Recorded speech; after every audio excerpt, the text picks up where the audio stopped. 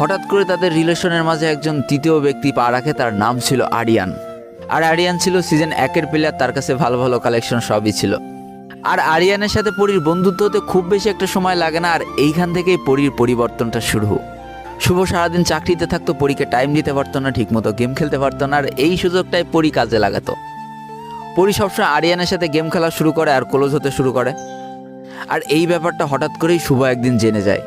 এতখানি ভালোবাসার পরও এত বড় ধোঁকা শুভ কোনোভাবে মেনে নিতে পারে না, তাই সে পরীকে বলে যে তুমি আমার সাথে কেন এটা করছো, বা আরিয়ানের সাথে তুমি কেন সম্পর্ক রাখছো। সেদিন পরীর উত্তরটা ছিল একেবারে থমকে যাওয়ার মতো। পরী বলে উঠেছিল, আমার জীবন আমি কিভাবে কাটাবো তার কৈফিয়ত কি আমি তোমার কাছে দিব? এই কথাটা শোনার পর শুভর পাটতলা থেকে মাটি সরে যায়। হায় রে, যার জন্য করলাম চুরি সেই বলে চোর, যার জন্য এত কষ্ট করলাম সেই আজকে এত বড় একটা কথা বলে দিল। তারপরে যখন শুভ পাগলের মতো এ দরজায় ও দরজায় ভালোবাসা ভিক্ষা চেয়ে বেড়াচ্ছিল, ভালোবাসার জন্য অঝরে কান্না করছিল, তখন দেখা যায় পরীর আসল চেহারা আর ভালোবাসার পিছনে লুকিয়ে থাকা তার ঘৃণ মস্তিষ্ক। শুভর কিছু পার্সোনাল মুহূর্তের ছবি নিয়ে মেয়ে শুরু করে ব্ল্যাকমেল। হাই রে দুনিয়া, কনে ছেলেরা ব্ল্যাকমেল করে মেয়েদের নিয়ে, আর এখানে মেয়ে ব্ল্যাকমেল করছে ছেলেকে নিয়ে। কতটা সহজ সরল না হলে এটা হয়। যাকে এটা দেখার পরে শুভ মেনে নিয়েছিল। জোর করে কখনো ভালোবাসা হয় না, সবকিছু আল্লাহর উপরে ছেড়ে দিয়েছিল আর বলেছিল, যাও আজকে থেকে তোমার লাইফ থেকে আমি চিরতরে বিদায় নিয়ে নিলাম। এদিকে পরী চলে যাওয়ার পর থেকে শুভ অনেক ভেঙে পড়েছিল। চাকরিও ছেড়ে দিয়েছিল, কাজকর্ম ছেড়ে দিয়েছিল, পড়াশোনা সব ছেড়ে দিয়েছিল। এক কথায় তার জীবনটা আস্তে আস্তে ধ্বংসের দিকে চলে যাচ্ছিল। আরিয়ানের দেওয়া লিপস্টিকে পরীর ঠোঁট তো ঠিকই লাল হচ্ছিল, কিন্তু আমাদের শুভর ফুসফুস কিন্তু দিন দিন কালো হয়ে যাচ্ছিল ধূমপানের টানে।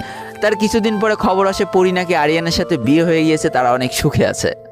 তবে ভাই, জীবনটা এতটাও সোজা না, কাউরে কষ্ট দিয়ে কখনো সুখী হওয়া যায় না। প্রকৃতির প্রতিশোধ বলে একটা কথা আছে। লোকের মুখে শোনা যায় প্রকৃতি সাময়িকভাবে ছাড় দিলেও কখনো ছেড়ে দেয় না। তারপরে শুভ হঠাৎ করে একদিন শুনতে পায় আরিয়ান নাকি অ্যাক্সিডেন্ট করে তার 2 পা হারিয়ে ফেলেছে। হায়রে নিয়তির খেলা, শুভরে কষ্ট দিয়ে পরী অনেক সুখে ছিল। সব এক নিমেষেই শেষ। তবে এই গল্পটা শুভ যখন আমার কাছে বলেছিল, তখন কাঁদতে কাঁদতে সে লাস্টে যেই কথাটা বলেছিল, এটা শুনলে তোমরা সবাই অবাক হয়ে যাওয়া। শুভ কাঁদতে কাঁদতে আমার কাছে বলছিল যে, ভাই আমি লাইফে অনেক কষ্ট পেয়েছি পরীর জন্য, কিন্তু কোনোদিন এক ফুটাও তার জন্য বরদোয়া দিইনি, কিন্তু এত বড় ক্ষতি তার কিভাবে হয়ে গেল। আমি তো সবসময় তাকে সুখী দেখতে চেয়েছিলাম, সে আমার কাছে হোক বা আরিয়ানের কাছে হোক, তাহলে আল্লাহ কেন তার এত বড় ক্ষতি করে দিল। যাক, ওই দিন শুভকে সান্ত্বনা দেওয়ার মতো কোনো ভাষা আমার কাছে ছিল না। তবে আজকে ভিডিওর মাধ্যমে শুভকে একটা ছোট্ট কথা বলি।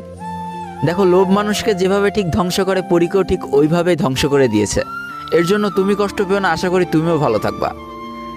এবার যারা আমার অডিয়েন্স আছো তাদেরকে একটা কথা বলি, চলার পথে, গেম খেলার পথে কারোর সাথে কথা হবে, ভালো লাগা হবে, ভালোবাসা হবে, এটা খুব স্বাভাবিক।